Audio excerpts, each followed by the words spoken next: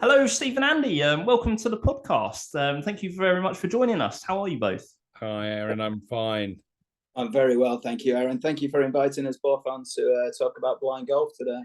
No worries. I'm looking forward to finding out more. So, just wondered if you could both start off by introducing yourselves. Do you want to lead, Steve? Yeah, I'm Steve Killick. I'm the press officer for the Charity of England and Wales Blind Golf, and I'm an occasional guide for some of the golfers. And I'm Andy Gilford. I'm secretary for England and Wales Blind Golf, and also one of the blind golfers. Cool. So, Andy, I wonder if we can start off with yourself and just sort of, if you can take us on a bit of a journey. So, just wondered if you could start off by telling us a bit about your visual impairment. What is your condition and when were you diagnosed? Yeah, so I basically had my condition since birth. So I've got dominant optic atrophy. There's no central vision. So I've been like this since a child, to be honest. So kind of gone all way from childhood through to adult, be it, with sight impairment. So basically, I've adjusted since school, really, for the last 50 years. And do you have any useful vision still, or have you lost Yeah, your total sight? Yeah, I've got peripheral vision. So I'm classed as a B2 in blind golf, which is less than 5% vision. There's three categories in blind golf. There's B1, B2, and B3. B1 being total blind, no light perception. B2 less than 5% vision, and B3 less than 10% vision. So I've been classed a B2 since a child. Okay. And just whilst you're on the subject of the site classifications, obviously for anyone who's listening that's not familiar, or as Steve's explained there are classifications in vision impaired sports, aren't there, for people with different levels of sight? Yeah. My understanding is that in blind golf, though, is it the classifications are slightly different, because am I right in thinking that it's based on a person's sort of central vision rather than their peripheral? Yes, So yes, someone like myself who has RP, I have good central vision and I'm on a B2 in blind cricket, but I don't think that I'd qualify necessarily as a B2 for the golf. Is that right? I think you would, to be honest, because we've got a lot of our members that are that do suffer with RP. So they've gone from fully sighted right down to being totally blind. So yeah, you're correct with the acuity, but I would think that you probably would qualify, to be honest. Okay, cool. And when did you first start playing golf? Started playing golf when I was at school. So when I was 15, basically I got into it purely on the basis that my friends used to play at the local golf club, and I just used to carry the bags because I couldn't see where the ball was going or anything like that. And one of them said to me, why don't you get some clubs and we'll kind of line you up and everything. And that's where it took off. But I didn't really know about blind golf in those days. I just played at club level with my friends, and then fell across blind golf purely by accident, really. I was watching the British Open on the BBC TV, and our former patron Peter Alice mentioned about blind golf. And about England and Wales blind golf, and then kind of started looking it up. In them days there wasn't the internet and things, so a few calls here and there, and finally found the charity, and it's all took off from there, really. Brilliant. And so when did you first start playing blind golf? Started playing blind golf back in 1998. So I played for 5 years, managed to be very lucky and get to top at world rankings, and then kind of fell out of love with the game and packed in for 10 years and came back 10 years later, and kind of now hooked by it all again and trying to help the charity move forward. Cool. It sounds like you've obviously had an interesting journey with your golfing career. I mean, you're saying there that obviously you got to the point where you were number one in the world and then kind of fell out of love with the sport. What do you think it was, or why do you think it was that you sort of fell out of love and had a bit of a break from the game? I think it was the traveling, to be honest. Back in them days, blind golf was my life in a way. I mean, golf's given me a way of accepting my sight from being a child. I always found it hard to communicate with people, and also admit to my eyesight.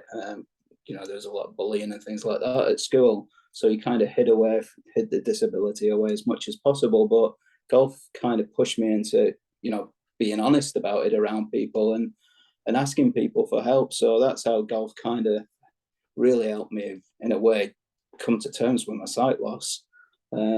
So as I say, that's really how it's helped my journey going forward. And I think I just fell out of love because of the traveling and things like that. I didn't think I needed it in my life at the time. Just had a young family, and then it kind of saved me in the end, because I struggled with a lot of mental health issues, and basically getting back into sport really helped me kind of get back on track.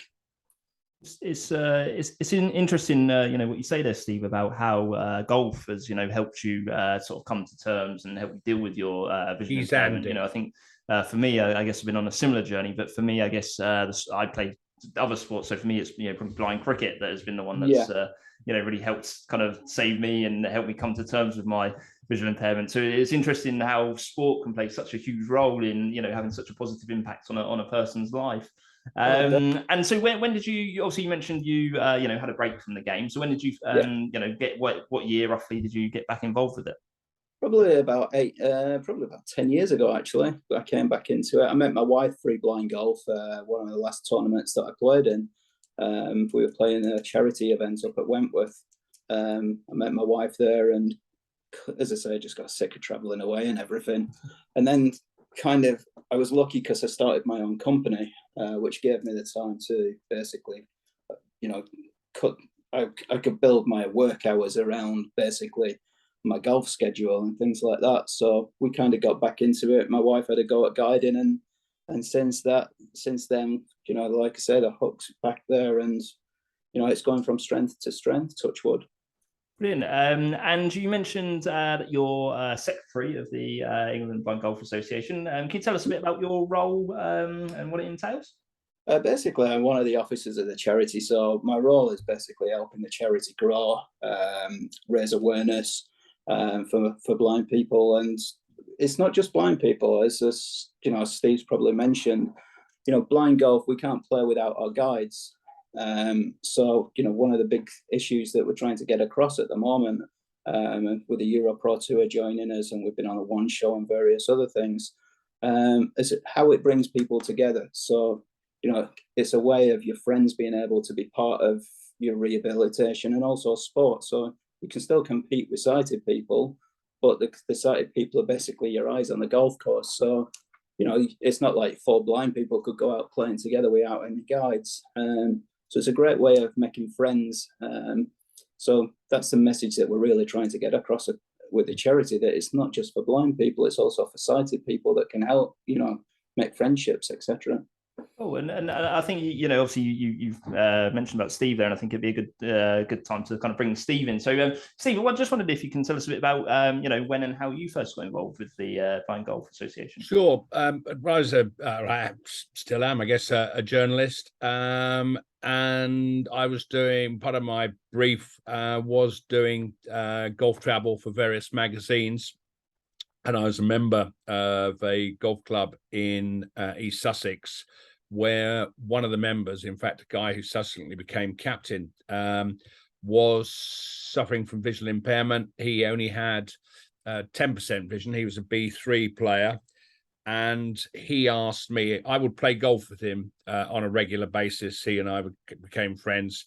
And he asked me 7 years ago now, if I would guide for him in what is the most prestigious event in world blind golf, which is a thing called the Vision Cup, where the best players in the world go head to head against each other. It's a biannual event, the equivalent of sighted golfers' Ryder Cup. And he asked me to be his guide in Villa d'Este, in Lombardy, in northern Italy.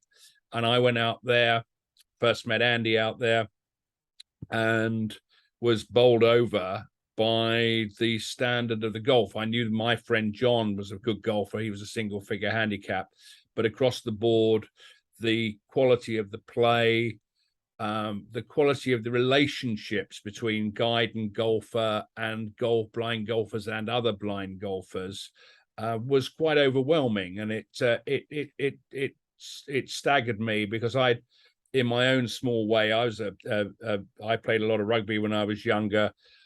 Some 2 or 3 years before, I'd suffered from detached retina in both eyes, came along quite quickly, and had had I not had the modern medicine available to me, then I would have actively become one of the England and Wales blind golfers, and I don't know how I'd have coped with that. And I was so quite honestly inspired by what I saw.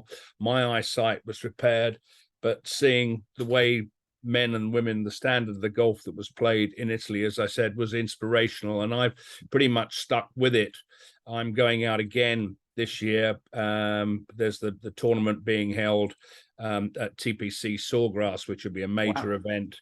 But Andy asked me a while back whether I'd be interested in coming on board and helping spreading the word and using my journalistic skills to get the word out there. And I had no hesitation in coming on board, because what we are trying to do, Andy and I and other members, is to really get more young people on board. People don't realize the degrees of blindness there are. They don't understand the degrees of isolation there are, even from a very early age. And so over the last just under a year now that Andy and I have been working together, we've been trying to do as many shows like this as possible to get our name out there. By our name, I mean England and Wales Blind Golf rather than Andy and I. But just to explain to people just how important it can be to come along and help out, and the friendships that are built up. I mean, Andy and I are mates. I mean, we might shout and scream at one another when we're trying to get some messages out there along the way, but we are mates, and we'll have a beer together and we'll play golf together. And that's what we're trying to do. And so far it's so good, but there's always more we can do. And it shows like this, the one show, getting people involved and seeing what we do, that demonstrates not only the quality of the golf, but what it brings to people's lives. And every blind golfer will have a story to tell. And that story hasn't always been one of unrestrained happiness and joy. There have been some dark, lonely times. And through golf, it has been helpful in getting them not necessarily totally over it, but certainly able to conquer it for a brief period in time. And that's what we're trying to do. Awesome, man. I think that's, one of my, sort of favorite things about sport is the way that, it can bring people together and the positive impact it can have on people's lives. I think that's, sport's my biggest passion. And so it's things like that that are, kind of great to hear, and the joy that other people get from the game. We've obviously talked a bit, quite a bit about blind golf. Just wondered if you guys can explain if there's any adaptations that are made for blind golf, or, and what's the relationship like between the golfer and the sighted guide? Well, basically, there's no adaptations at all. The only difference that we have for blind golf is that you can ground the club in a hazard, which a golfer can't, a sighted golfer can't, and the guide can stand behind the line of a putt. So the only real adaptation that we've got is the guide size, realistically, where their pointers. The guide gives us as much information as possible because we can't see what's ahead. They explain the shot, what's ahead of us, whether you have to fly it in high over a bunker or whether you can run it in, etc. So that's really the only adaptation. It purely is down to basically the relationship between the player and guide, which Steve as a guide will be able to explain a bit more about. Yeah, sure. I mean, we are caddies plus, if you like, because whereas Andy's home club at Ham Manor in West Sussex, he'll know pretty well and will be able to play golf with sighted players who only need to line him up in certain directions because he's very familiar with the course, much the same as my friend at my club. He's played there enough times to know what things are. It's when you're going to new places that the difference comes in, and it's simply a matter of relationship. We do what caddies. My question to my guys always when we're standing on a tee is, what can you see? He has he's 10% vision. I said, can you see that path? And it's really a question of me lining him up, but either pointing a club over his shoulder. He prefers that way, so he can see the club line. And he'll adjust his stance to that way. Putts are obviously more difficult, and as Andy says, if we've got to hit a high shot over sand, he'd be able to maybe make out the shape of the sand, but he doesn't know how far how far away the pin is. So I've got to describe that to him, and he's got to assimilate that information. My job is just trying to keep it as simple as possible, and make it easy for him. So, you know, he can see me standing behind the flag. He's a good enough golfer to judge distance. I mean, the real skill comes in for the guys who are guided B1 players who can't see anything, and the friendships where there's one of the guys who's coming has been selected to play in the Vision Cup this coming September. He and his guide, he just put an advert out and said, can anybody help me? I do, and they have become the firmest friends you wish to meet. The relationship between guide and player can be extremely strong. Fine, in certain occasions, somebody will come in and help somebody just along the way. But for the big competitions, the big tournaments, it's like the pro golfers. They're going to take somebody who they can rely on, who's somebody they know, somebody ideally they like, and get the job done. So we're just really there to provide the information and be the eyes, and hopefully see where the ball's gone if it's gone offline. Otherwise, the worst thing you can say to him is, well, where did that go? And I said, I've no idea. Then you get in a bit of trouble. But we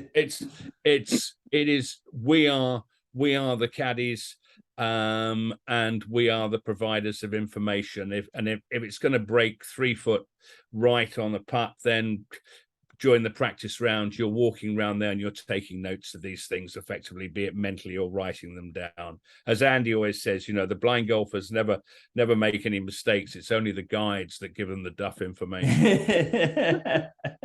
Always good to have an excuse, I guess, Andy. Yeah. I think what Steve's relating to there as well is blind golf really is a team game. So our success is the guide's success as well. So we're only as good as our guides as well. The guys, the guys that are picked for the Vision Cup and also the international, we're playing Scotland in 2 weeks at Gatton Manor down in near Dorking. The guys, all these people that make the teams, there's so many combinations. And, as Steve's related to there, you've got friends, there's husbands and wives, there's a guy that's in the charity now. He's losing his sight later on in life. And I remember him ringing me up with a charity and his wife saying, he's really struggling to come to terms with it. He's heard about blind golf, but he doesn't, he's played at his club. He doesn't want to just turn up and just smash the ball around here, there and everywhere. I said, no, there's international matches. You could make the international team. You could play in tournaments around the world and everything. She's like, no, not at this age. I don't think so. A year on, the guy finishes in the top half of the order of merit, makes the international team, and he's not been beaten to this day in the international. Wow.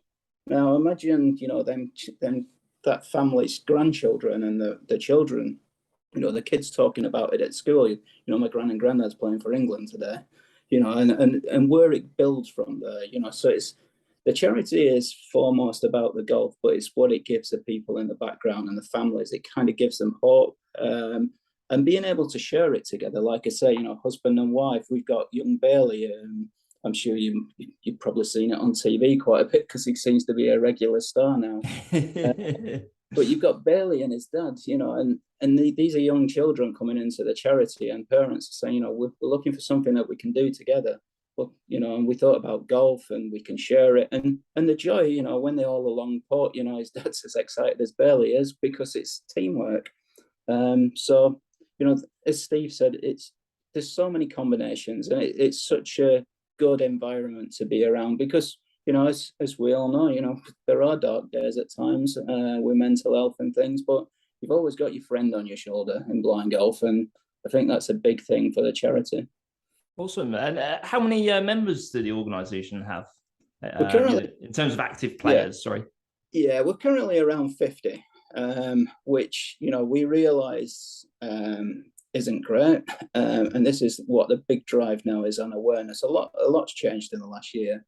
The charity is run by volunteers, which, like every organisation, and there's people that's coming on that understand how marketing and things like that, and to move it forward. But to be going for 40 years, and the amount of people that this charity's helped is phenomenal, to be honest, and all down to the thanks to the people that have given up their time as volunteers to make it happen, to help as many people as possible. And how many competitions do the charity hold each year? There's roughly around 8. So we have an Order of Merit that's played all over the country. This is another thing that we're looking to change within the charity. We're trying to make our tournaments more into open days, where we invite local blind organisations in counties, etc., to come along, see what it's about, try it, get kids along, families, even people that have got time on their hands as volunteers. So make it more not just about the tournament, but more about like a have a go day and an open day. So we're looking to do that across the country going forward. As I say, there's an Order of Merit, which then finishes with the British Masters, which is one of the biggest blind tournaments in the world. It's a multi-day tournament, 3-day event. Then after the tournament, then the England team's picked, England and Wales team, which then leads on to the international. As I said, that's being played at Gatton Manor in a couple of weeks. And then you've got all the international events as well. Every country, this is played all over the world. We're talking about England and Wales today, but your listeners are possibly in Scotland, Ireland, America, all around the world, blind golf's played. So, if you're interested, look it up online or get in touch with us at the charity, and we can put you in touch with the right people. Brilliant. And you mentioned the British Blind Masters, Andy, and am I right in thinking you were playing in that very recently? Yeah, I played in that last week. Yeah, that was basically we had that was our final for the tournament for the season last week, and that was played up at the Forest of Dean up near Gloucester.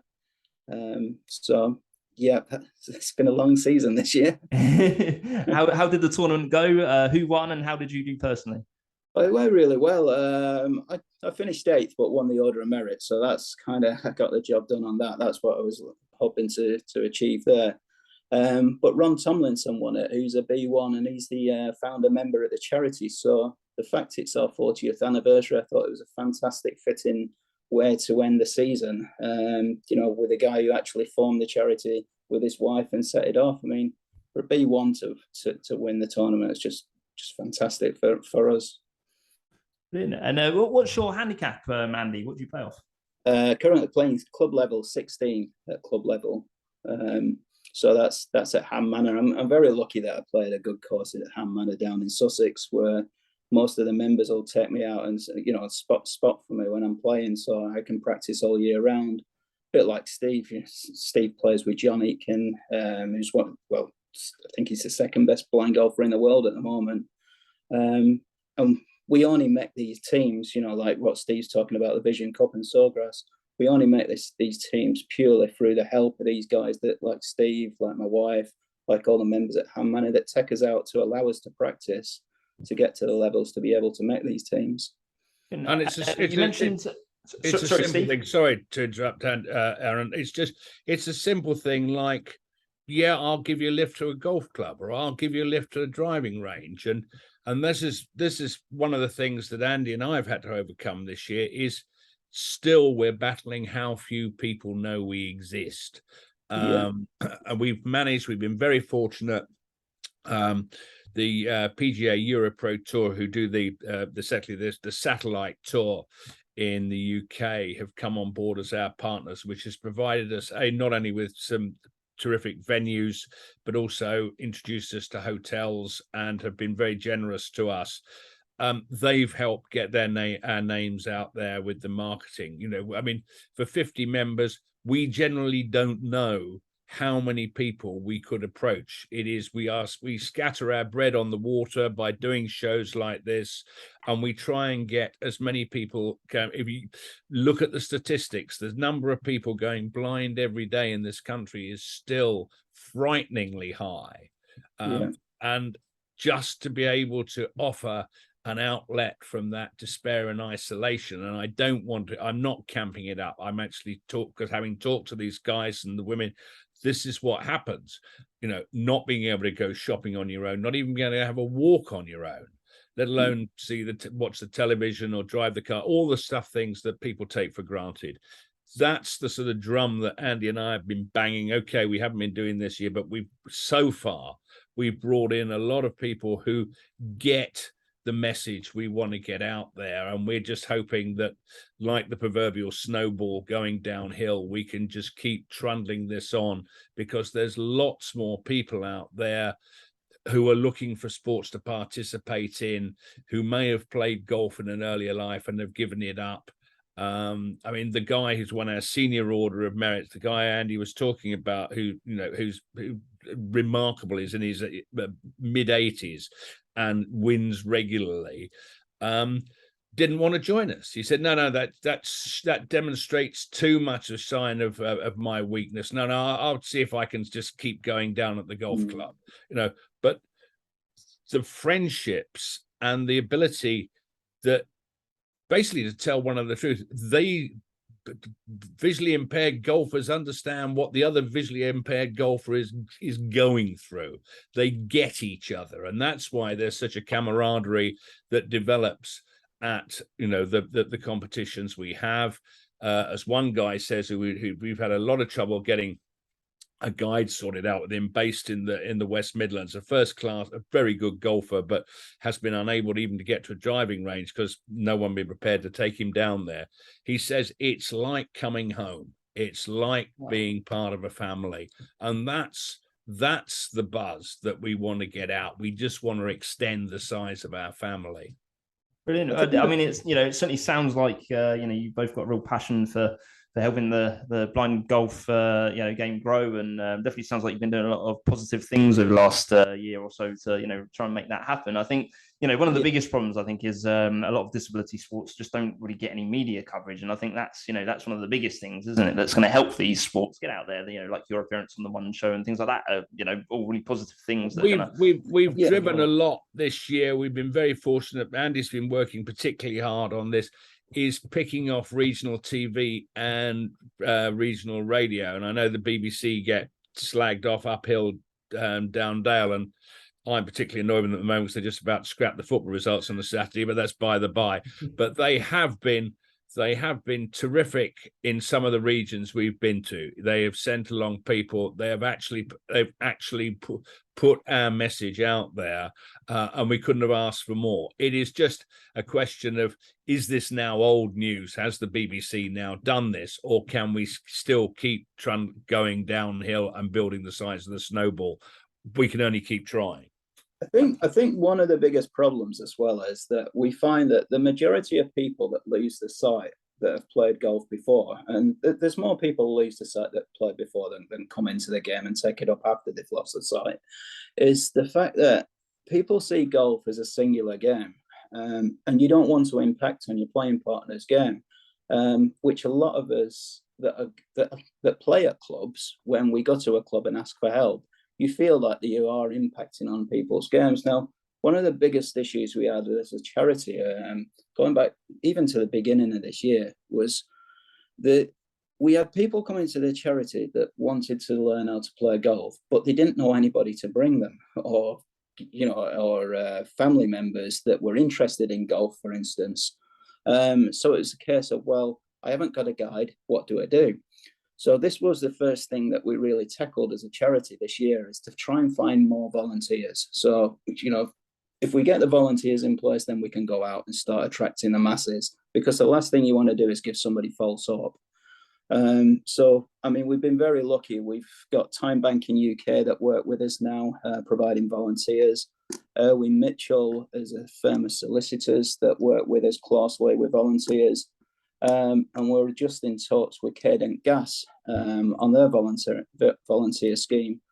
So a lot of these companies, that give volunteers to charity, days to charity, that's the kind of thing that we're really trying to tap into, so that then we can then go to the groups like RP, Glaucoma UK, various organisations, and say, look, do you have anybody that's part of your groups that did play golf or are interested in playing golf? You don't need a guide. We've got all that sorted for you. Just come along and we'll try and make it as accessible as possible to get you back out and kind of making new friends. And, it is it's one of the most frustrating games. We've got a female member who's just joined us this year, and she did an interview with BBC, and she said, you have the frustration of all the bad shots, but when you do have the good shots, and when it goes right, it's brilliant, because it is a team game, as I say, you and your guide, and the joy you get playing together, and things like that. You're just making new friends around, either in England and Wales or around the world.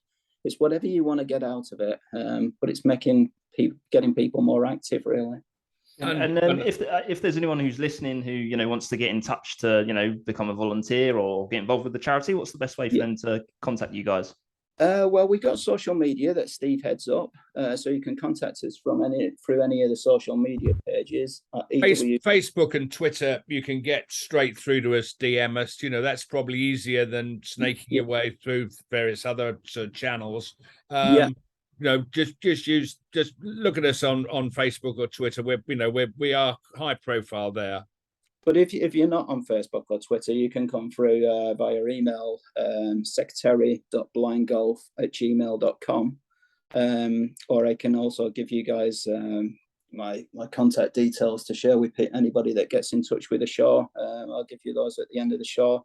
And we can go from there, sorting people out. But as I say, if there's people listening to this anywhere in the world, get in touch with us. We'll put you in touch with the right people. And hopefully we can grow blind golf, not just in England and Wales, but across the world, really. And what we're also looking to do, and this I think is more of a challenge, to be honest, is we have a handful of teaching professionals who are absolutely terrific. As you imagine, teaching a totally blind person golf, things like balance, and everything is foreign to them. So what we're trying to do through our connections with the PGA teaching side is to get more teachers who are prepared to come on board and say, yes, we're quite happy, and actively promote them, so that wherever we are in the country, someone has got a golf club where they can go down to. No professional golfer is going to say, no, I'm not going to teach you, but we just want to get enough names together of people who actively want to. And that's going to take us a little bit longer, but we've got already those that we have are doing an absolutely fantastic job for us, and it's getting sort of centralized hubs, if you like, around the regions. Just as we've spread our areas of activity golfing wise, we're trying to actually spread the areas of teaching in the same direction. Brilliant. I think that's really good. And I mean, I'm very much just a social golfer myself. I've played from the age of probably about 10 or 11.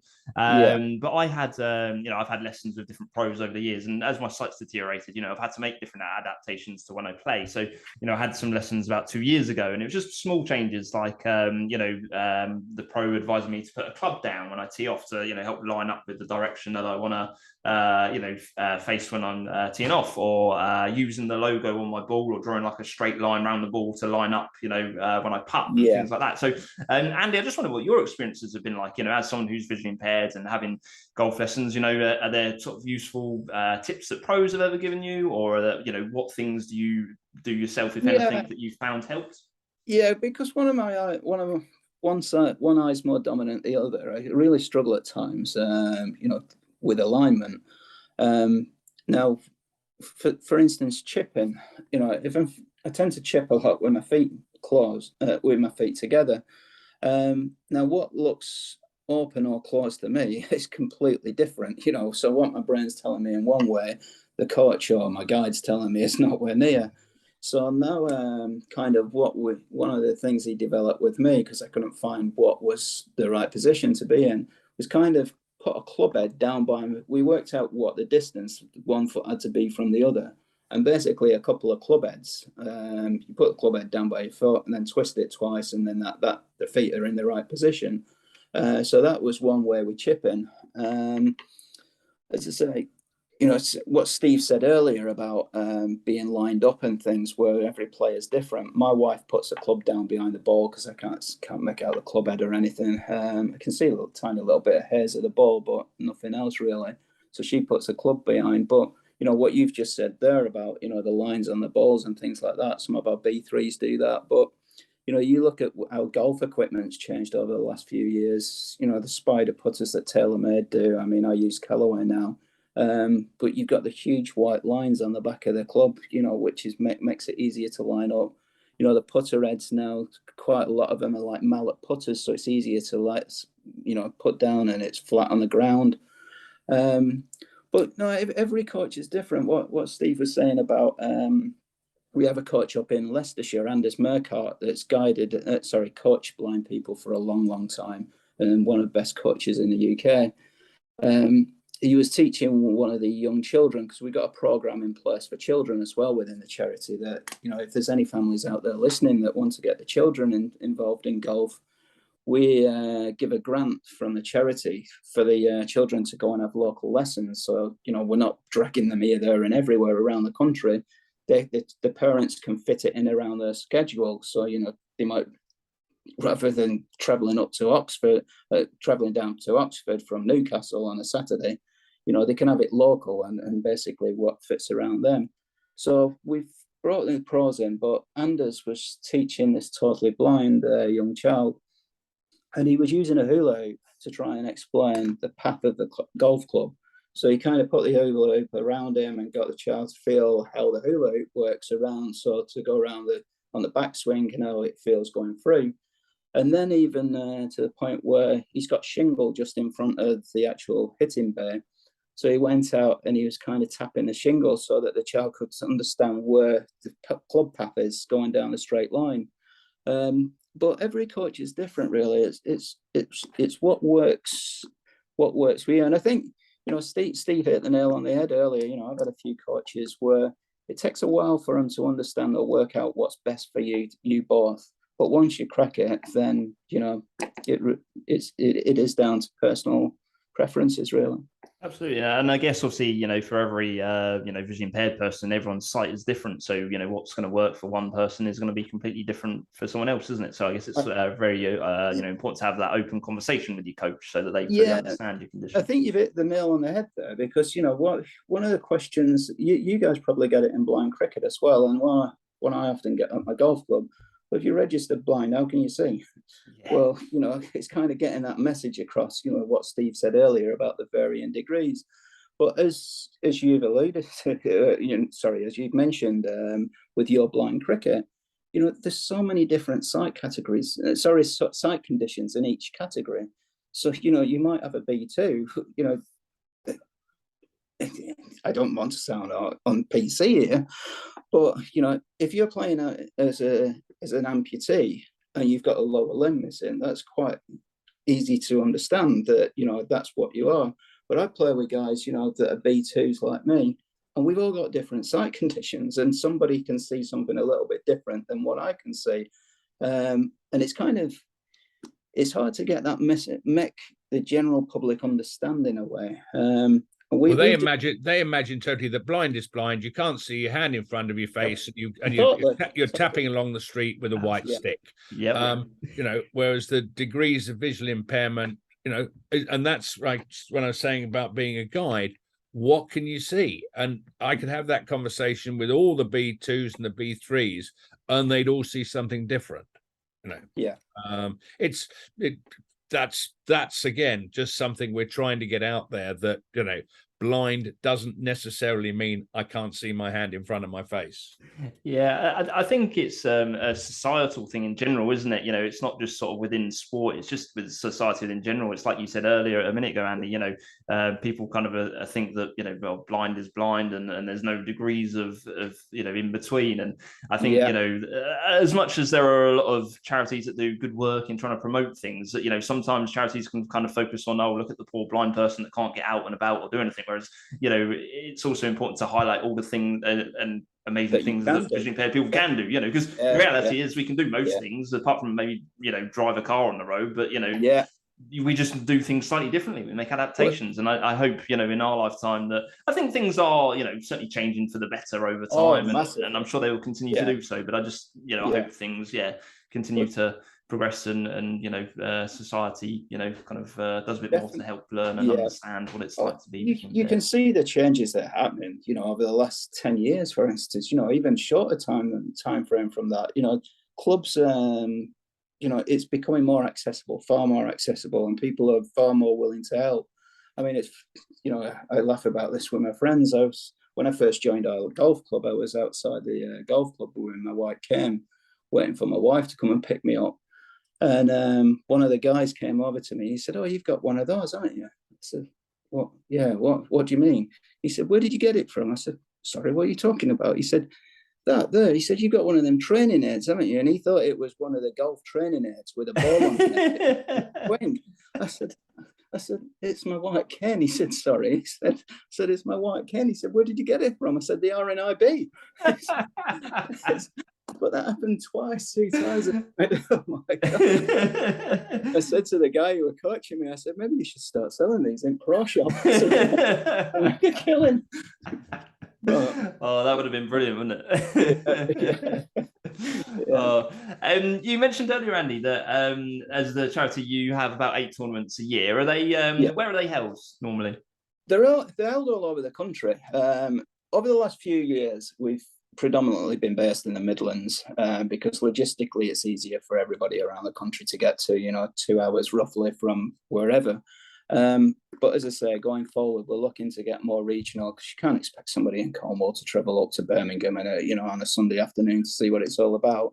And this is why we want to really get these open days off the ground where people can come along. So as I say, the tournaments are based nationwide, but we're also talking at the moment of trying to get more regional things off the ground. So, you know, anybody that's interested in the charity or finding out about blind golf, get in touch with us, and we'll put you in touch with somebody that's, you know, within your region, and, you know, perhaps go along and see how, you know, meet up and go down to the local driving range, and we can discuss how it works and everything to make it more regional. And I think we've got one coming up in Sevenoaks, haven't we, Andy? Or is that still happening? Yeah, that's definitely happening. We've got one on, I think it's 4th September in Sevenoaks in Kent. That's as I say, that'll be the last one of the season. Yeah. But that, you know, we've been out, so we've been to the Midlands, we've been down to the Forest of Dean last week. We're in Kent. What we're trying to do is obviously get things sort of more further north, just to so that people, we got members in Leeds and around Lancashire, so they don't have such a hike to get down all the time. So, but again, that's something that PGA Europro Tour has been very helpful with. I mean, they can provide the venues. It's up to us really to provide the golfers in those regions who want to come along and participate. Brilliant. And you guys obviously mentioned earlier as well about was it the Vision Cup that I think you were saying is obviously an international tournament? Did you say that's like a version of the Ryder Cup in blind golf? Yeah. Basically, it's the rest of the world against North America. So I think this is the 5th time it's been played. Yeah. So as Steve said, we've played in Villa d'Este in Italy, Sea Island in Georgia, Creston in Canada. Portmarnock in Ireland was the last one, and now we're playing TPC Sawgrass in September. That's you know, sounds like you get to play some pretty awesome courses. I mean, I'm pretty sure TPC Sawgrass is like normally, you know, been used for a PGA event. Am I right in thinking that? Yeah, that's correct. It's a Players Championship. Steve will be able to explain more, being the golf journalist. It's basically regarded as the 5th major. And it's got that iconic island green on the 17th that even I, as a guide, will be probably snatching my golfer's club off his hand and during the practice round in an attempt to see if I can keep it dry. But no, I mean, it's you know, Portmarnock, TPC Sawgrass, Villa d'Este to a lesser extent. But I mean, these are iconic golf clubs in their countries, and again, it gives golfers something to aim at if they want to do it. Not everybody wants to say, right, I'm going to put in the time and the application and the dedication to get there. But these facilities do exist to play. Yeah, well, what are you doing next week? Oh, I'm playing at TPC Sawgrass. Well, I thought you were blind. Well, I am, but I'm still playing at TPC Sawgrass, Yeah. And that is sort of the pinnacle, but there's lots of steps up there along the way, and it's just really for people to find what level they want to reach.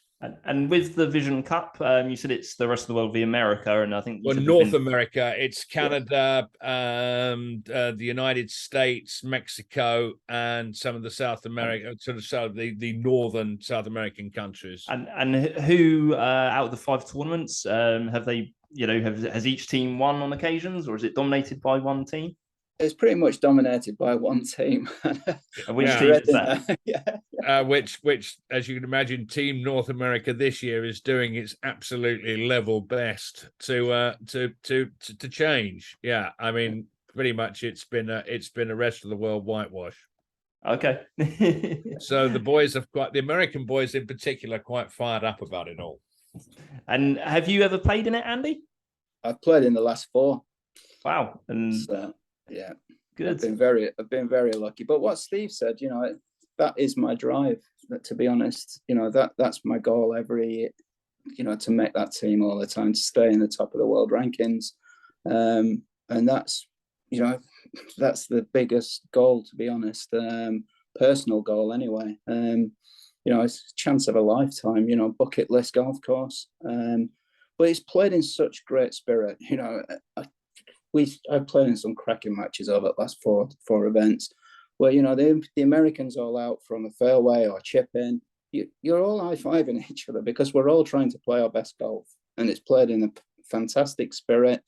I dread the day the Americans win. I just dread that day. But, it's going to happen sooner or later. But we'll be doing our best to make sure that doesn't happen. And we're very lucky. There's 4 players this year from England and Wales.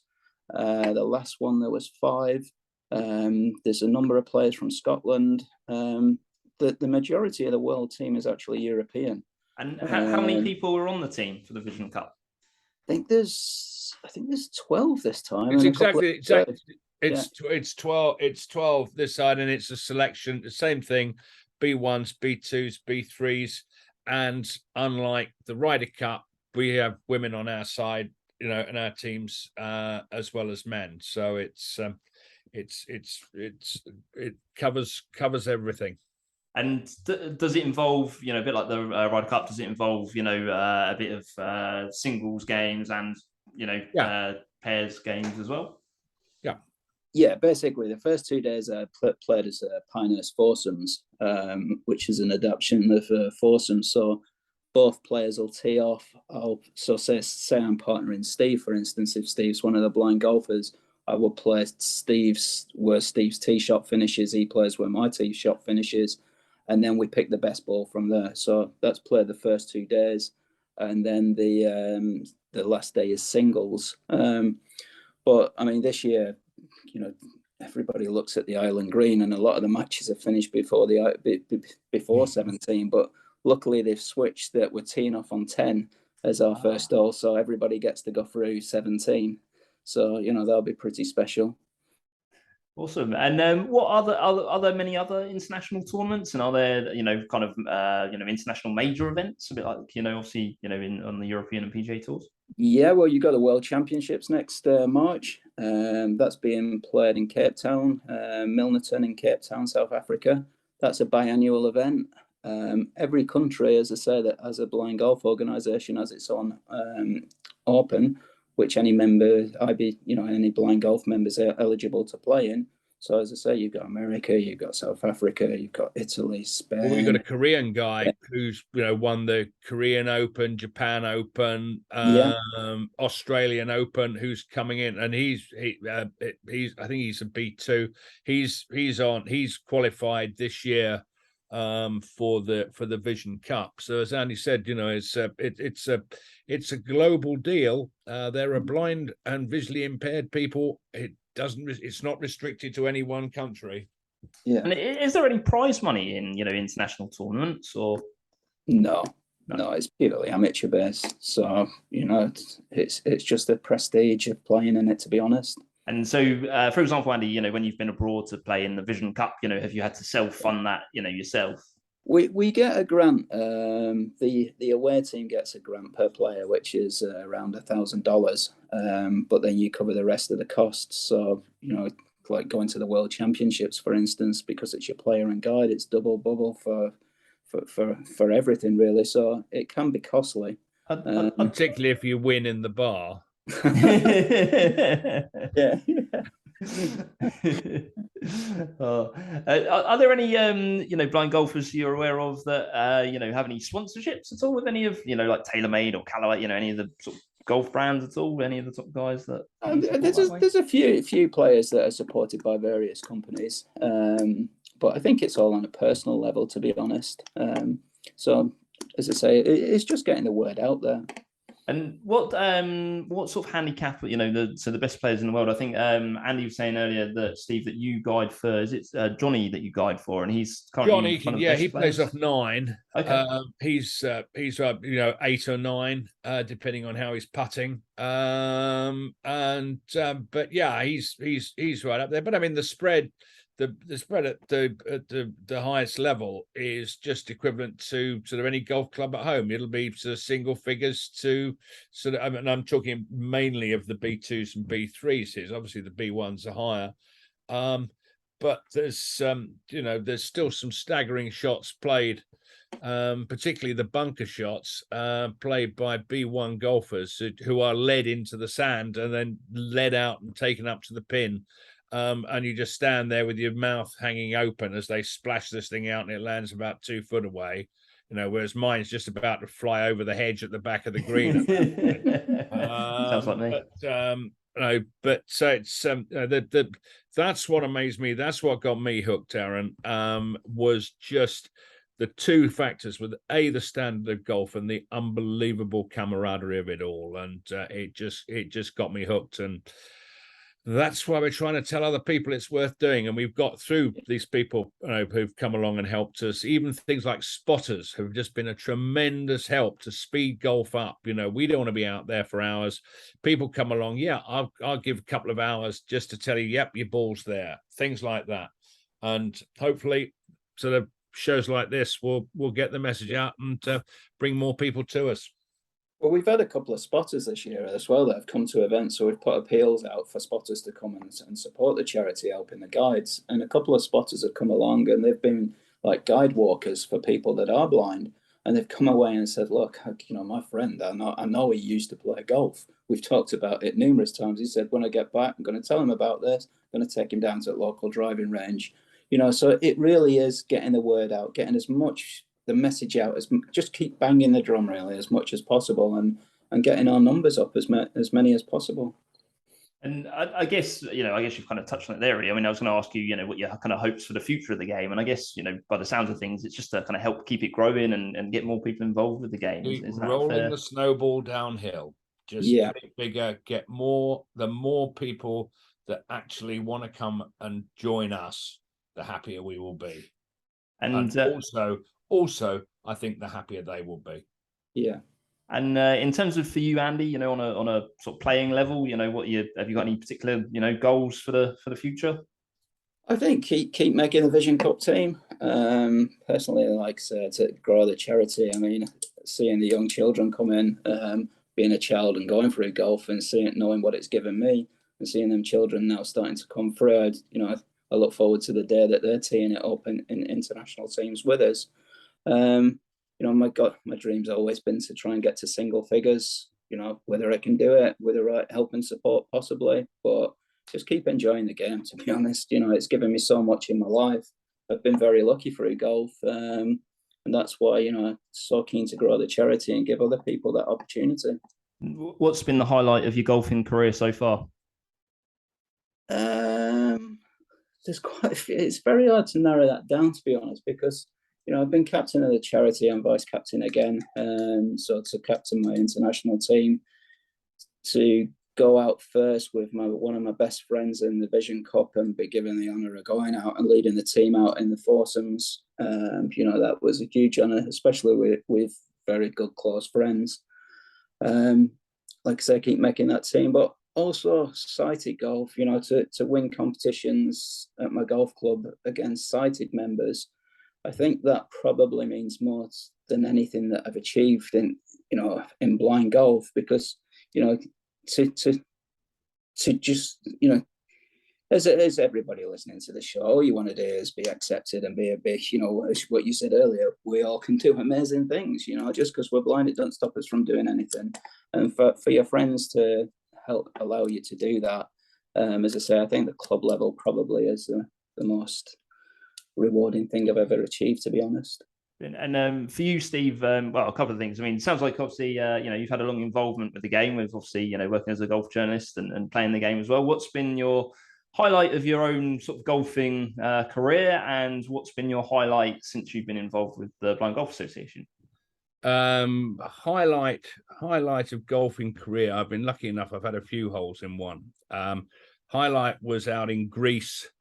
Was to knock a ball in where the guy on the tee in front was Bernard Langer and his family. That for a pure sense, pure egomania, was pretty fantastic. And he signed my ball afterwards. Bless him. Wow. But as far as this is concerned, it's just print journalism is on the slide. There's not so much about. I haven't been that busy. I'm in my mid-60s now, and anyway, I'm coming to the end of what has been a fantastic and enjoyable career, and I've met some great people. But doing this has really given me probably the greatest impetus in actually getting the keyboard out and doing stuff that I've had for 20 odd years. It has been just such a blast to see the joy it can bring to different sorts of people. During this elderly lady who won a tournament and was just thrilled. And previously, I won't weary you with the length of this story, but previously not many people in her golf club wanted to play with her because she was blind, and they thought, "Oh no, she'll hold us up." I ran this story through to the secretary of her golf club. She was in the newsletter. She has members of, and women's golf can be a pretty bitchy thing. But I'll say no more on that matter. She now is genuinely rated in her golf club on the strength of what she did with us. And that was as good as somebody giving me a check for £100, quite honestly. That was top draw. Awesome. That's awesome to hear. And my background is that, I used to work as a sports journalist as well. So I'm sure I could sit and chat to you for ages, Steve. And I'm sure you've got some amazing stories to tell. I just wondered, did you work freelance? Did you work for any particular, magazine? I was a property writer, working for a trade magazine, featured editor of a trade magazine. We got sold. I decided to go out on my own, started writing about property for the National. I was doing stuff for the Financial Times and also on a regular basis the Mail on Sunday. And I was traveling around writing about all these buildings that were being thrown up around golf courses. And a very nice guy who's still out there somewhere, Chris Bertram, was editor of little magazine just started up called National Club Golf, and he said, "Look, come on," he said, "you're seeing more golf courses than I am. Why don't you come and do some stuff for me?" And from there it expanded, to the extent, I've sat down 4 people. I was one of 4 people with Jack Nicklaus. I've been the last journalist with Bob Phillip, who was then at the Telegraph, to interview Seve when he was alive. It has been a blast. It hasn't done my liver much good, but by Christ, it's been a hell of a run. It sounds like you've had some amazing experiences. You just mentioned a couple of the golfing gods there. Who's the favourite that you've met over the years? Well, Seve was the best. The most terrifying was teeing off with Gary Player in Spain when I didn't realise he was even going to be there, and we had a crowd of about 500 people, and I hit it about 5 yards off the tee. Gary said to me, he said, "Steve, I'd like to comment on your swing, but it's too fast for me to see. Why don't you have a mulligan?" And if ever I could have had a spade and dug myself a very large hole, I'd have done it then. But no, it's been fun. But Aaron, I must wind up now. And but thanks so much for chatting to us. I've really enjoyed being on the show, and I do hope that it brings the success that Andy and I are working so hard to bring. No problem. Well, it's been lovely chatting to you both. Thank you very much for coming on the podcast. It's been fantastic to learn more about blind golf, and please send me over your contact details, and I'll certainly share them out. And I'll certainly probably be in touch to try and get to an event myself. You have to bear with me because I'm not very good, but Oh, that'd be fantastic. You can play with me. Thanks a lot, Aaron. I've got to go now. No problem at all. Thank you very much for your time, guys. Cheers, Thanks, Andy. Aaron. Take care. Bye. Thanks a lot, guys.